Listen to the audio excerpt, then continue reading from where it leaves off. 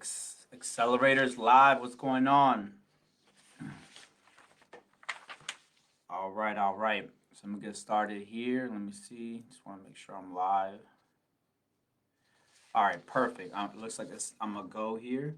So I want to say thank you guys for watching the live. I want to thank Sean for having the group. I really feel like these little questions. One little question can make a big difference for all of us. One little question and answer. I feel like little questions that I've solved, little problems that I've solved in my personal business have always yielded huge results. Whether it's hiring, whether it's marketing, whether it's a problem I have with an employee, whether it's something where I'm feeling down, whether it's whatever question it is, whether it's accounting related, whether it's, funding. One little question with, an answer that you actually, resonate with and can apply can make a huge difference in your business. Just solving something small related to hiring can make a big, make a big difference in any business. So I'm glad we had a lot of great questions on this for this mentor session from a lot of the people in the tribe. And I just want to say thank you. A lot of these, I know they're not directed towards me, to the mentors, but I feel great with the quality of the questions that were submitted. That a lot of these have, I have a lot of the answers for these questions from experience, and I know that based on the answers that I'm giving, that some of these are the ways that I applied them, and it's made huge differences in my business. So I'm just going to go over the questions now, and hopefully you guys get a lot of value from this. So, all right, let's get started with the first question. The first question that I have here is from Robin Turbin. She asked, time management. What time management system or process do you use and why? Business description and background of question. I want to be as productive as I can be, and I know there's a software and good old-fashioned day planners. What are you using today to stay efficient and manage your time? Thanks so much. So, Robin, I'm really glad that you asked this question, because I feel like this is a question that over time, every business owner, every person, whether you have a business or not, you're a mom, whatever it is that whatever responsibilities you have on a day-to-day basis, you're going to have to solve this continuously. You solve it for today, but then tomorrow you're going to have another time management issue. You solve it this year, but then the next year you're going to have, your capacity to do even more things is going to grow. So you're going to have more issues. So this is something that, is always going to be something you're going to have to figure out over time, and it's something, but wherever you are is perfect. And I would just say about this, time management system, I think, it's beyond just a system. I think it's about just kind of the way you use your time. So one thing I would say is kind of look at the things that you do and put them in 4 categories. I would look at things from the perspective of things that are important, and there's 4 categories. So let's say like this: there are things that are not important and urgent, for example. So what would be something that's not important and urgent? Not important and urgent would be, for example, I don't know, a friend of yours is calling you, is like, hey, look, you gotta go see you gotta see this new show that's coming on. Turn on the TV. It's like, there's some urgency behind it, but it's really not important. So that would be something urgent, not important. Something that's not urgent, not important. Maybe if you want to see Netflix, watch TV. Things like that. Kind of distract yourself. That's something not urgent, not important. Everybody can do that. Go. Have some fun. There's nothing wrong with that. But that's the category, right? Not important, not urgent. And there's things that are urgent and important. Let's say, for example, you have an audit with the IRS, or you're about to get evicted. That's important and it's urgent. You have to resolve that type of stuff. Or you break a leg and you have to go to the hospital. That's urgent and important. And then there are things that are important and not urgent. So things like that could be like reading a book, going to a conference, having a coaching call, learning a new course, going to AO Live, going to a seminar. So there's the different things. So you got to look at what are the things that you're doing and what categories do they fall in. Are you doing a lot of things that are important and not urgent, or are you doing a lot of urgencies, like a lot of things that are not important and very urgent? So you got to see where you're spending your time. So you want to be spending your time in at least part of your time and important and not urgent, because that way you're kind of like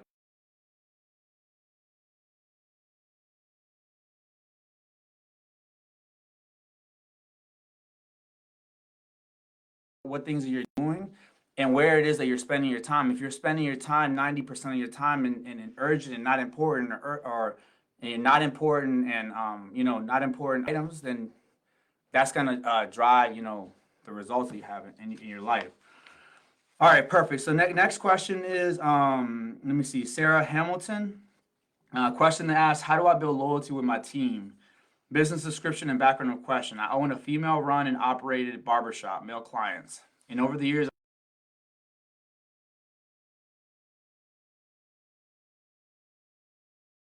and I can't seem to find a solution. This industry is very unique, and I'm looking for any and all ideas to make sure that I'm being the right leader to keep people and grow. How do I know if I'm the problem and I'm not doing my job right, or is it just people? People will be people. So I really, really do love this question. I feel like there's so many things that I have to say about this. So like, if I just go, if I just reread this question really quickly, I'll just say there's just a lot of stuff going on here. Like, I think there's so many things. So number one, I put on here, I read this a little bit before I got on the call, and I put on here, increase your average transaction value. So I talked a little bit about AO Live. There's three ways to increase to grow your business, and one of the ways is to increase your average transaction value. So I'll be curious to know what's the average ticket, the average cut that you have in your barbershop. Is it $20, $30, $40, $50? I'm curious to know what it is that what the average transaction value is. And I'll probably kind of throw out an unorthodox thing. I would just say I'm curious to see, like, because I know, like, I would just first of all I would just say, is there a way to increase average transaction value? Because like making more income can solve a lot of problems. A lot of times if you have a tighter margin, there's a lot more problems that come up because you're just like one little mistake causes a big problem. One person leaves, it's a big deal. One person, you're in high stress levels if you're running on a very razor thin margin. So like I would look at what is your margin? Is your margin very high? Is it low? Is it high? And I would just look at how can I increase that? Maybe you can raise your prices. And I'm just curious. Another thing I was curious when I was reading this is that you run an all male barber shop, and I'm just wondering, like, with for male clients, have you ever thought about bringing in like higher ticket items for women? Women will spend a lot more than a guy. Like I'm spending what, $30, 20, 25, $30 on a haircut on a monthly 5, 6 week basis or 4 week basis or whatever. And so I don't know, what do women spend on hairstylists and stuff like that? Would that be an option that you can get into? And a lot, like, just making a lot more money per shop could solve a lot of problems. And I look at, for example, tribe member, shoot, what's the tribe member's name? She's killing it. Deanna. So Deanna, she has a spa that she has a lot of high ticket items. She's booked out 3 weeks in advance. She's expanding the space next door. So she's dealing with a high quality client. And so like when you're able to deal with high quality people, they're willing to pay more. They don't care if you raise their prices 15%, but when you're dealing with a person that you're spending like $30. If my barber raises my price like $10, I'm like, I'm not gonna come back. I might not come back. I don't know, or I might come back. I have to see. But I've been with my same barber for a while, and what I say is maybe the answer might be switching their clientele.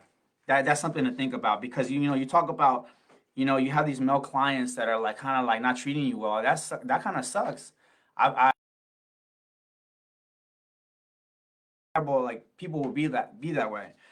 And then number two, I will also say when you hire the people, I would just look at the people that you're hiring also. Just look at their job stability. Have they worked, have they been from job to job to job to job, and then they're coming to you, and then they're going to be the same way with you. You're going to train them up, and they're going to be gone in the next week.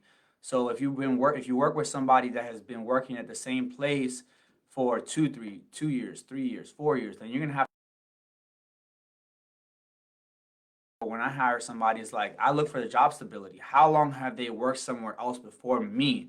I don't want somebody that's been jumping from job to job, because that means I'm gonna put somebody only for them to jump ship at the next shiny thing that they see in front of themselves. So I would just kind of take a look at that.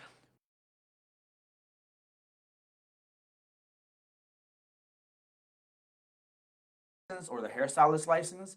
Is that possible? I don't know what the regulations are beyond getting the barbershop license, but if that is possible, I will maybe think about getting someone with really good job stability that really wants it, than to get somebody that has experience being a barber just because they have the license, and then but you're taking on somebody with this huge attitude that feels that they're entitled to, like you should worship the ground they walk on. You know what I mean? So like I would kind of consider that problem, that issue. And then, you said at the end, how do I know if I'm the problem and I'm not doing my job? It's hard to hear. I don't want to say this, but the truth is, we're always the problem. So in this case, if this is what's going on, like I'm not saying you're the problem. I'm saying like this: if I'm the one with the problem. If my business goes down, I'm the one with the problem. My business shuts down, I'm the one with the problem.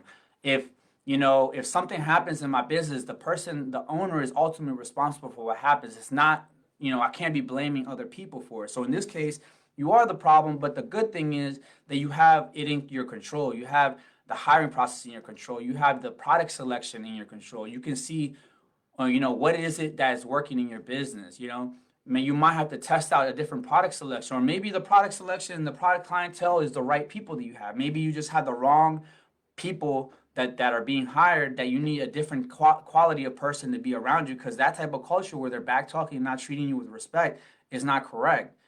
So that type of stuff needs to be addressed, and it might need to be addressed that way that you can see if that can change ship, because a lot of times I've had that issue where I let things just go.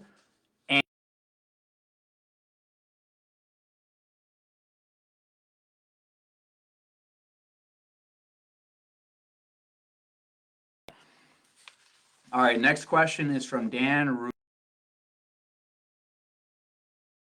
What is the best way to get a customer to follow through with leaving a review?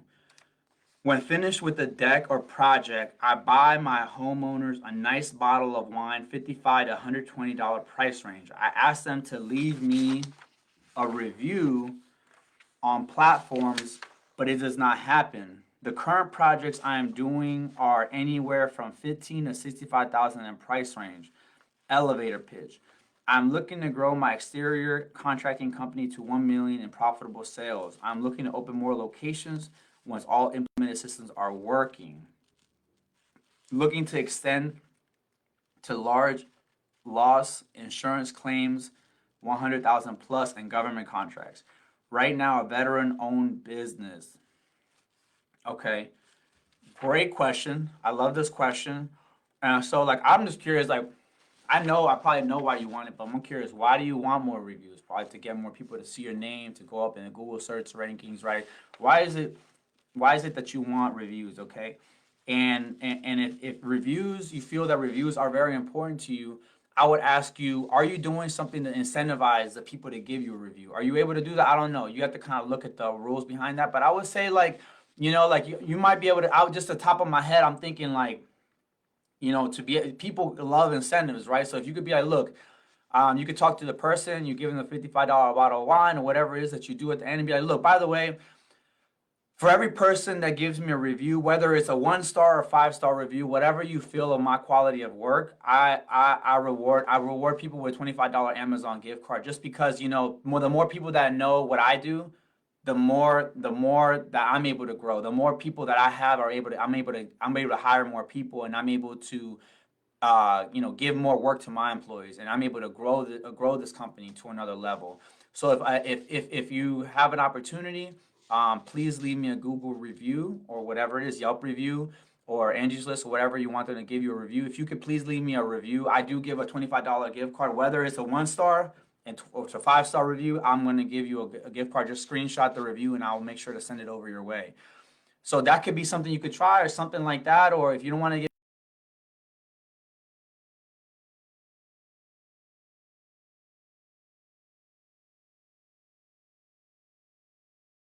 I'm guaranteed to get a 25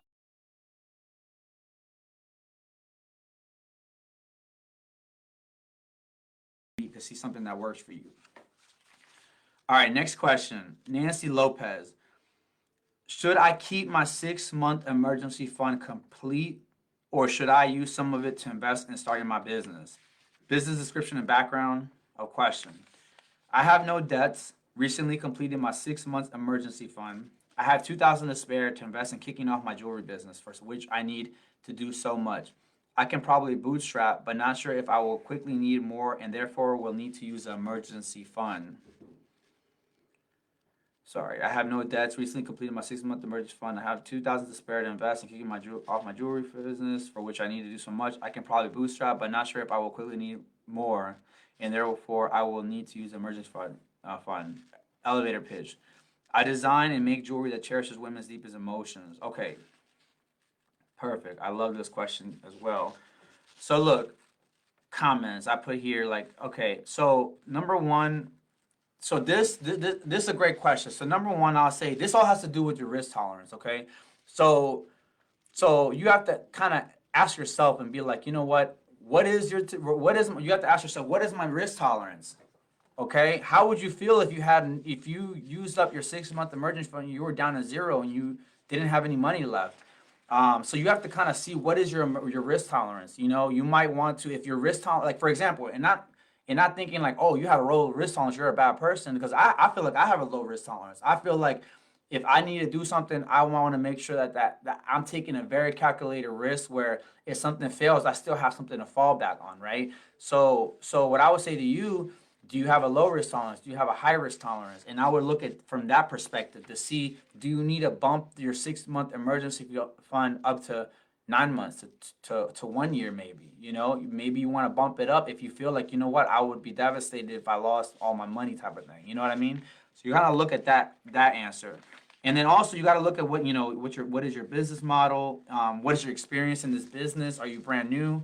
Okay, I guess you are brand new. You say you're looking to jumpstart this part of your business, and also, do you have income coming in? Do you have income coming in besides this, or is this going to be replaced and like are you going to start from zero? So if you have no income coming in, you got to think about that. You're doing something new. If you still have income coming in and you have the 6 month emergency fund, then maybe you can start it all. You can start it all at once and get going with that stuff. So awesome. Thank you for that question. All right, Jake Carlisle. They asked, how to overcome feeling overwhelmed. Business description and background of question. Real estate. Let me see here. Sorry. Okay. Real estate. Flips, Airbnb, rentals. I'm a full-time student, and I also manage my business as well as all of my personal investments. It is very stressful, and sometimes I feel I'm not doing enough. Okay, great question.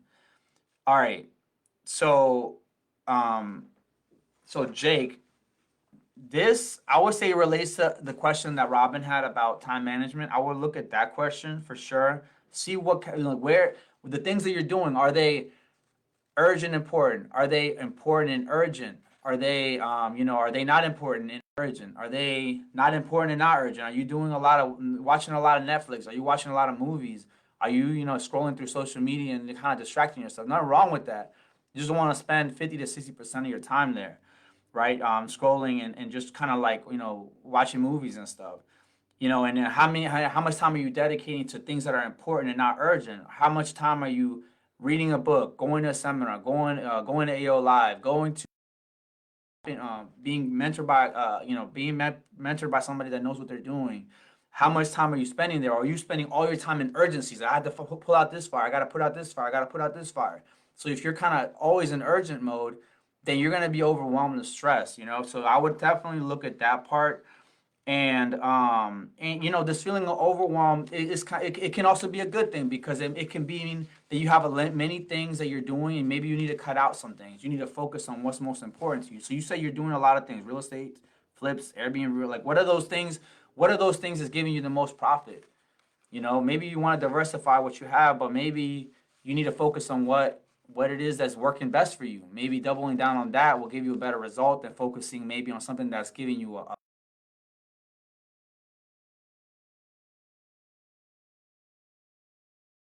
doing, and see what is the highest return on your time that you have going on. And that. All right, Zach Knock. Question they asked: how do you start a training program for employees? What are the bare bones structure needed for a successful program? Business description and background of question. My company, Diamond State Technologies, specializes in working with access control, camera, automation, and security systems for both residential and commercial applications. Okay, my company, Diamond State Technology, specializes in working with access control, cameras, automation, security systems for both residential and commercial applications. The reason why I'm asking this question is I'm growing rapidly and I need guidance on how to build a 6-month training program for my technicians. Thank you, mentors, for your valuable and irreplaceable knowledge. Okay, another great question. So I'm glad that you're asking this question, because if you're growing rapidly, you can have a lot of issues that are coming up, right? You can have a lot of things that are coming up. Like you're growing, you're hiring somebody, you're getting new clients, you're out of time. You only have so much time to get to this place, to this client, to finish this job, and you start getting backed up with jobs and jobs that you have on your plate and stuff like that. And then you're trying to hire new people, and then those people aren't doing the things that you need to do them, and they're doing them not the way that they're supposed to. They're making a lot of mistakes, and so and then on top of that, you got a training program that you need to do. So first of all, I would say you need to take it one step at a time. Unfortunately, there's no you have to take it one step at a time. Is there somebody that you can model that already has this set up? Do you have someone that's your caliber of your company or higher in this industry that has a training setup that you can model? That would be the perfect option. If not, then you just gotta take it one step at a time. A weekly meeting. It could be an hour meeting. That way you get any mistakes, any things that are coming up, guys can review that. On the job training, creating manuals, that way you have a book that they can use as a reference. And it's kind of this something that would have to be done on the I'm gonna say on the go, but as you go, if you want to build a 6 months training program, you can't stop your business for 2 months to get this done. And you might not want to pay somebody to do this. I don't know what the fee would be to get something like that, but nobody's gonna know your business better than you are, right? So you're gonna have to just kind of chunk this down, take it one step at a time, do what you can, and meanwhile you're growing your business, right? Document as much as you can and just do the best that you can is what I would say here. And you said 6-month training program. I was just curious, why is it 6 months? Why isn't it 1 year? Why isn't it 3 months or whatever? Where did you get that number of 6 months? And I would say it's more of an ongoing training thing, right? Because I would imagine systems are always changing, cameras are always changing. I don't know. I mean, I have a camera person that things always pop up. I get a new internet modem and then they have to fix that. Or internet will be slow or something. I always have ongoing things, so I don't know, they have to sometimes solve problems that don't come up before, so there's always ongoing changes in the system that's going on, right? So I would just say ongoing program, ongoing training, and then mix that with manuals, videos, and stuff like that, right? All right, next, Nancy Lopez. What business... Oh, no, sorry. Yeah, Nancy Lopez. Okay, question they asked. What business, sales, branding, etc. preparation do I need for my business before I start trying to sell my product to wholesalers? Business description and background of question. I make jewelry. I want to sell it online and through other boutiques. What do I need to have ready before I start contacting them? Thanks. Elevator pitch. I design and make jewelry that cherishes women's deepest emotions. Okay, another great question here. So there's a lot of things to say about this. I mean, there's a lot of things to say about this. First of all, what I would say mainly is you can prepare as much as you want. I mean, I won't recommend it, but someone could prepare their whole life, 30 years, and never do anything, right? And then at the other spectrum, you can go out tomorrow. I don't know how much inventory you have. Do you have 1,000 pieces? Do you have 10 pieces? You can go out tomorrow and go to a boutique, go to a jewelry store, and sell these things and sell all 10 of them. Sell them in a wholesale to a boutique and let them know you can go to 10 or 20 or 50, and you're most likely going to at least sell to one of them. And so you can get started tomorrow. you don't need a website to get started. You just need someone to either cold call or to go visit a store to go offer the service that you have, to offer the products that you have. And so you got to see what type of customer do you want? What kind of client do you want? What kind of boutique do you want? Jewelry store? Who are the people that will buy your product? Who is a good fit for it? And the best thing is to test that out. So on the other spectrum, if that's like going straight and starting tomorrow, right? But then you can say, you know what? No, but I don't want to just jump out there. I don't want to just seem like I don't know what I'm doing. Then I mean, you can prepare. You can continue. You can like look up the things that you need to get started. You can look up a website. You can get your website. You can get a business card. You can get like branded invoices. You can also you can also go to a trade show booth. For example, I just went to a trade show, bought a bunch of jewelry this past week, and so uh, a lot of people, they might have a website or they might not, but a lot of people just have the inventory. You buy it, you give it, you get it, you buy it, and you take the jewelry with you. I don't know if they have a website or not. I just need they have pretty jewelry. I buy it, right? So you can go to a trade show booth. There's a lot of in between, and you get to choose. You get to choose how sophisticated you make your company. How much branding you add to it. How much sales do you add to it? How much cold calling you add to it? Looking, you can decide to look up a list of 100 prospects and then decide to go after them that way. So I would look at all those options for sure. Let me see. And then there's other things that you might want to take into account, like how much credit do you give? Like for example, some of the vendors that I have give me 6 months of credit. Some people give me 3 months of credit. Some people give me a month credit. Some people give me 1 week, right? So you might say I'm not going to give any credit, but some of the people that you sell to might want credit to sell because they're not going to sell it all in 1 week. So you might want to think like, am I going to give credit to start? Maybe, maybe not. You might want to think about that part about things as well. All right, perfect. Next question, Nancy Lopez. Question they asked: do I have to choose to sell my products only online, direct to consumer, or can I also wholesale as well? And what should I look out for when doing so? Okay, question they asked: do I have to choose to sell my products only online, direct to consumer, or can I sell also wholesale as well? And what should I look out for when doing so? Business description background: I make jewelry. I'm struggling with who my ideal customer is. I want to sell direct online, but I would also like to sell through wholesalers who then sell to their consumers like a retail boutique. What should I take into consideration if I plan to do both? Thanks. Elevator pitch: I design and make jewelry that cherishes women's deepest emotions. Okay, so Nancy, another great question. What I would say to you is the following. I'm curious. Like, I would be curious to know how much have you sold up. I think how much have you sold up to this point? If it's nothing, it's okay. If it's like, what have you sold up to this point? What I would say is like, um, I feel like those are two different businesses, but you can do. But it's not that you can't do both. Okay, you can do both, but like certain things just take different efforts. Selling on a Shopify website is one skill set. If you look at Joel Gondara, my coach in the group, he bought 10 websites or more, 10 plus websites. So he bought the skills of a website, right? So he saved a lot of money and he bought these websites. He didn't build these from scratch. And there's other people that will build it from scratch, but it's hard. It's very difficult. It can be very difficult to start a website, okay? And if you're gonna start your own website, you gotta you might need to like immerse yourself, buy some courses, learn from some people that know what they're doing, that can teach you what you need to do. You need to kind of like focus on that. It's not something that you're going to learn unless you're already selling a lot. I don't know if you're selling, how much you're selling at this moment, but it's a skill that you need to learn. Something to sell online is a skill, right? And I'm assuming you're doing Shopify. You would be doing a Shopify website if you're doing, you have your own jewelry and stuff like that.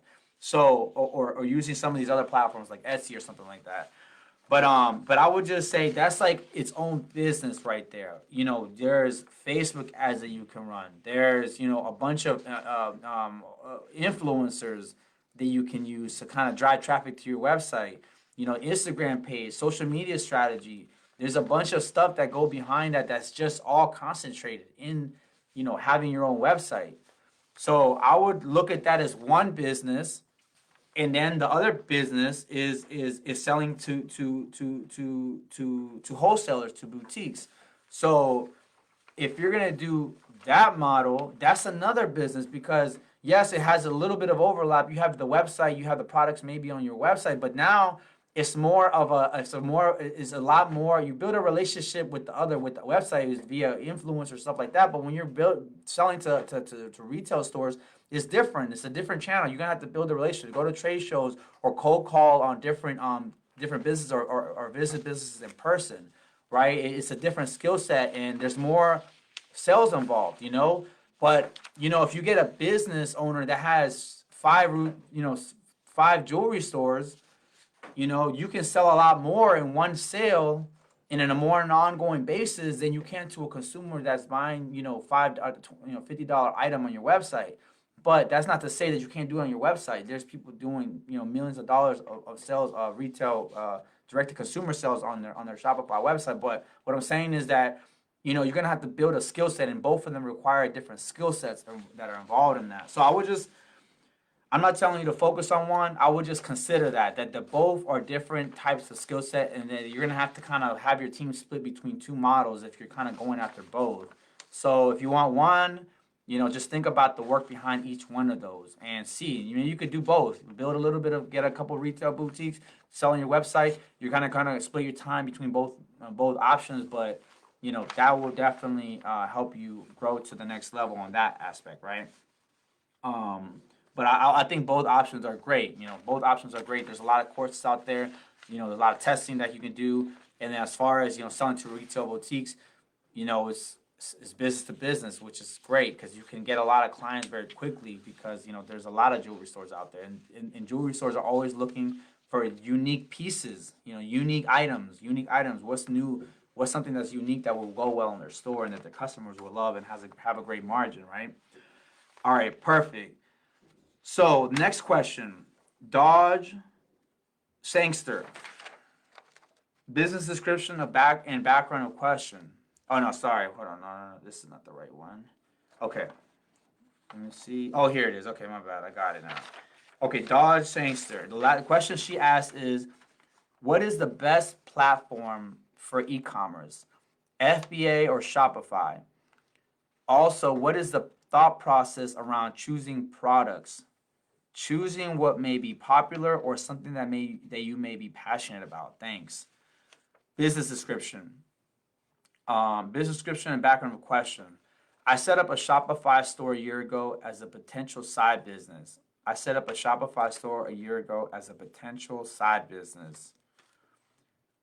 Okay, I set up a Shopify store a year ago as a potential side business. It was motivational, inspirational. I made some sales, got some contacts, but I really didn't promote it much. I struggled between FBA and Shopify because I felt some of the products I listed were from overseas and the arrival times took too long. I hit a dead end. Comments.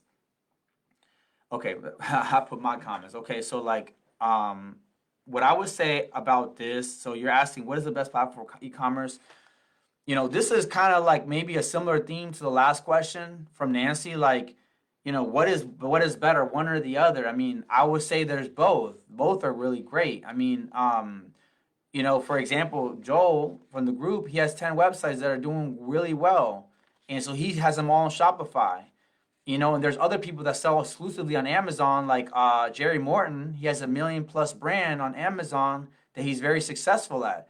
What does he say? Oh, and he has his own website too. So he has his own Shopify website also. But at the same time, he wouldn't take. He's taking both. He's taking the both. So he's at this high level and he's doing both. So in that case, he's doing both. So he's having success with both. What I'm saying is that in the case of Joel, he also does both, but he strongly prefers a Shopify website.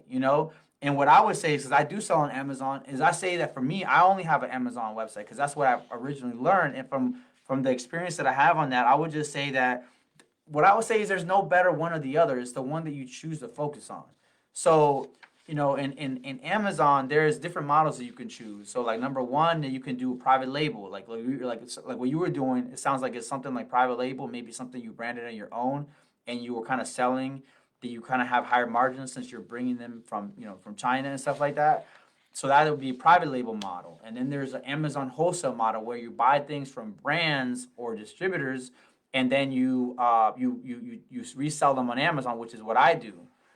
So I wouldn't have the issue where you're saying about waiting, more than a month. I wait, like I can order something today and get it here maybe in 2 days or 3 days, something like that. And then that's how that works. So that's the model that I've done. And so to answer another question that you had on there was, the thought process around choosing products with my model, Amazon wholesale. I just basically buy products that are already selling very well already on Amazon, and I find products that have a profit and I resell them. So that's basically the simple model of how Amazon wholesale works. But if you're doing private label, you got to talk to somebody that knows and has done that before. If you want to do it on Amazon or if you want to do it on your own website, there's I've taken courses on that, but you got to kind of you got to test that yourself, how to choose products if you're going to do the higher margin private label products like you were doing before, right? You're gonna have to kind of look at that part. And then I would say that part. And then let me see here. So yeah, there's cons to both. I mean, Amazon they take a 15% of your cut or more just for selling on their platform. And then if you do it on Shopify, you're not giving that 15% cut because you're driving your own traffic, right? And then the pro of Amazon is they have how much of the market share in the U.S. And they have other sales in Europe and all basically a lot of different countries. So they have eyes everywhere as far as like seeing their website, and that would be a pro. They have a lot of traffic. Whereas if it's Shopify, then you have to generate the traffic on what's it called? You need to generate the traffic on a Shopify website. You need to use whatever it is, Facebook ads, influencers, Google search, ranking your website, stuff like that. So that would be something else that you would need to do if you do a Shopify website, right? And so I would say, what is the best platform for e-commerce? It's the one that you dedicate the most and you become an expert in, is what I would say. I mean, if I were to go and do a Shopify website, it's going to be a struggle because I'm going to have to figure it out. I'm going to have to kind of like try to remaster, kind of build up new skills and get a team around me. On my Amazon FBA business, I have someone that works for me, here at office. I have like 2 VAs that help me back in like overseas and stuff like that. Well, not overseas, but one in Chile and one in Bolivia that help me source products and help me talk to my vendors and stuff like that. So that is something that helps me out behind the scenes. Okay, so that's what I'll say about that. And then the last question is from Joe Nugent. Question they ask: what do you suggest as far as paying independent contractors who I contract to help me facilitate providing my services to customers? Okay, question they ask: what do you suggest as far as paying independent contractors? What do you suggest as far as paying independent contractors who I contract to help me facilitate providing my service to customers? Business description and background of question. I own a home inspection business and I'm turning away 5 to 8 inspections per week. Damn. I'm looking to partner with another inspection company, solopreneur. Sorry, Joe. I know you, man. So I own an inspection company and I'm turning 5 away customers per week, man. That's a lot of customers to be turning away. How much does that end up in profit? Sorry, let me finish the question. I'm looking to partner with another inspection company, solopreneur, who is not as busy so I can make money while working less. How do I do the billing, collect from the client, that's sent to other inspection company, have them collect them, they send me a check? This is a great question. Dang. So like you're losing 5 to 8 inspections per week. Yeah, so that's a great question. I think you gotta test. I would just look at testing out, see what works for you. What works for you is the best option, right? And I would personally see if you can hire somebody, but I don't know. Does 5 8? How does 5 8 inspections a week? Is that year round, or is this just the high season of your business? Is this a seasonal business? Do you anticipate 5 to 8 inspections per week to be missed for the next year and beyond, or is it just like right now, like there's a frenzy of buying houses and then like there's a lot of volume? You know what I mean? So like I would kind of look at that part. And I would just say you might want to test it out. If you could outsource it to another company, then I would want to handle the customer like as if that's our customer. Because I have a friend who used to own a limo company. He sold it about 2 years ago, and he would get deals that he couldn't service himself, right? he would get people that would want to get a party bus, but he didn't have enough party buses on hand, or he would want to get a chauffeur to take, get someone to the airport, but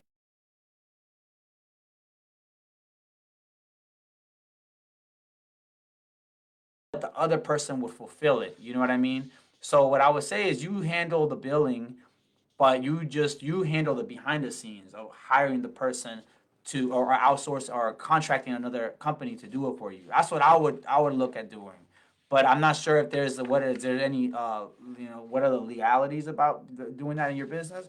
But if you can do that, maybe that's good because you're seen as a person that can go to, like that you will get it done because you will hire somebody to get it done for you. And over time, you'll get people that are your go-to